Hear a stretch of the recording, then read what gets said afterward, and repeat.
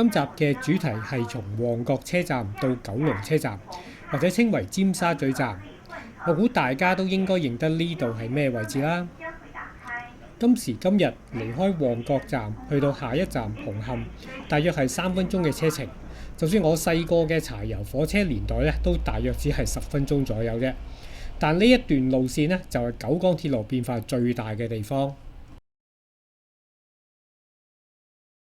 繼沙頭角支線、和合石支線、樟樹灘走線同埋最近響大埔墟站行路軌返粉嶺呢幾集影片之後呢，今集呢，我哋就會講下九廣鐵路變化得最大嘅呢條走線啦。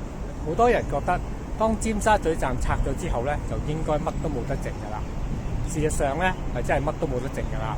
但係呢，可以講嘅呢，就反而有唔少噶喎。同之前嗰幾集一樣，影片呢就只係講一半嘅精簡版，詳盡嘅故事呢，就一定要睇翻我網站啦。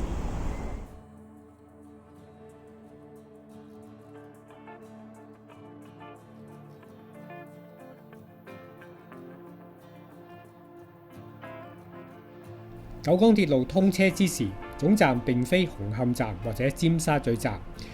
通車嗰頭幾年，總站其實係位於漆咸道同梳士巴利道交界，因為九龍車站即係有鐘樓嗰個仲未起好，直至到1916年，即係九鐵通車之後6年，有鐘樓嗰個九龍車站正式投入服務。1975年，火車總站從尖沙咀有鐘樓嗰個搬咗去紅磡，當時都係叫做九龍車站，後來先至改名做紅磡站。2004年，九廣鐵路就響以前尖沙咀站嘅位置附近起多一個新嘅站，就叫尖東站。所以呢，九龍車站、紅磡車站、尖東站其實聽起上嚟都係好混亂㗎。我而家企嘅位置就係愛民村下邊嘅山坡，對面塞緊車嘅就係公主道過海段。山坡下邊有幾組路軌，鏡頭前就係幾個月前沙中線通車後，列車從旺角站就會經過呢組路軌到達紅磡站嘅地底月台。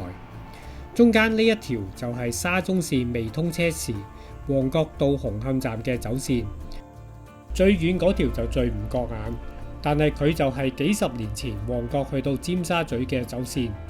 而家呢條路軌呢，就只去到理工大學旁邊。1975年前未有理工大學，路軌就係從呢度穿過尖東去到九龍站，即係呢有鐘樓嗰個。好啦，咁我而家就帶大家行一轉，睇下幾十年後舊走線變咗啲乜嘢地方。當年火車就係經過今日嘅理工大學，橫過暢運道，然後就向住香港歷史博物館。咁不妨幻想一下，假如你係揸住架火車，你就會向住呢個方向一路前進，火車呢就會駛入去而家嘅香港歷史博物館呢個位置啦。歷史博物館隔離就係香港科學館，咁啱呢，今日呢就有個恐龍展覽，咁我哋呢就睇下恐龍先啦。當睇恐龍嘅時候呢，就發現咦，原來啲恐龍呢就企喺當年嘅走線位置上面噶咯。咁可能你會認為，咦，科學館嘅恐龍展明明喺2樓嘅喎，咁你夾硬將地下嘅走線擺上去呢，就好似有啲夾硬嚟。咁其實呢，我係想表達一個概念，經過咁多年嘅都市發展，其實走線呢都已經未必係喺而家大家身處嘅地面上面噶啦。以和合石支線做例子，當年嘅和合石走線路軌呢，其實呢就已經埋藏咗喺地下，大約係半米至1米深噶啦。火車離開科學館之後，就會橫過加連威老道，駛入去加連威老廣場。經過加連威老廣場之後，火車就會駛到明輝中心後邊，然後咧就會喺明輝中心呢個角落頭穿過，之後從另一邊駛翻出嚟。嚟到呢度呢，我哋稍微停一停，睇下側邊有個噴水池喎。噴水池旁邊呢幾條石柱原本係屬於九龍車站嘅。當車站清拆嘅時候，呢幾條石柱就保留翻，同埋搬咗嚟呢個位。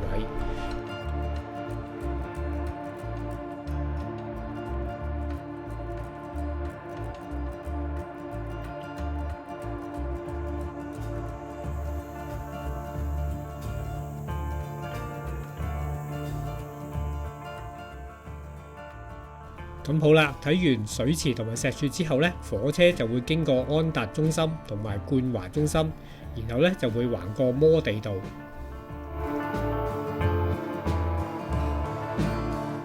之後就嚟到尖東海濱平台花園。咁大家行完花園之後呢，火車就會轉入去梳士巴利道。模擬走線入邊，除咗紅色嘅主線之外，仲有啲紫色嘅線，佢哋就係通去貨場或者碼頭嘅側線。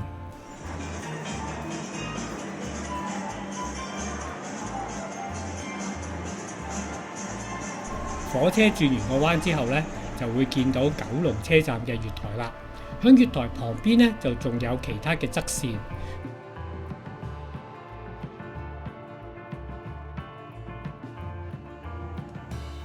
響文化中心同太空館之間呢個水池個位呢，就正正就係月台嘅位置啦。咁呢就仲有兩條貨運嘅側線。見到鐘樓，即係代表從旺角車站至尖沙咀車站呢個旅程已經差唔多去到尾聲啦。但點知拍下呢，突然間落起大雨上嚟喎，咁就入去避雨先嗱。咁啊，順便可以懷念下一個地方啦。九龍車站呢，就有一個好令人印象深刻嘅圓形售票處。當翻查過車站圖則，再對比下而家文化中心，就發覺呢兩個售票處其實佢嘅位置呢就好相近嘅喎。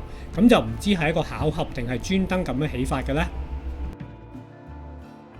翻到嚟愛民村下邊呢個山坡，而家我哋向左邊望一望。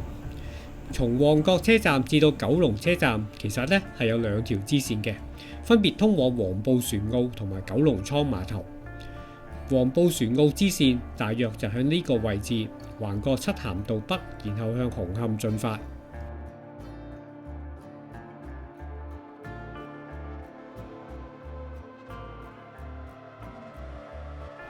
當年火車路軌就係鋪響必嘉街。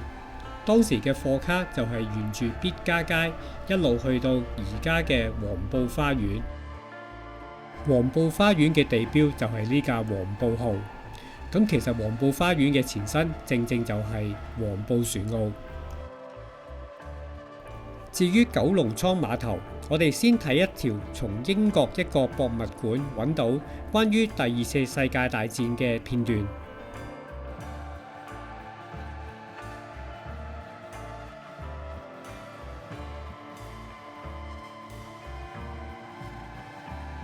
片段入邊，除咗能夠睇到九龍倉碼頭嘅珍貴影像之外，仲會見到有一條路軌係從九龍車站鋪到入去九龍倉碼頭。假如大家對呢兩條支線有興趣，咁就記得到我網站睇返詳盡嘅故事啦。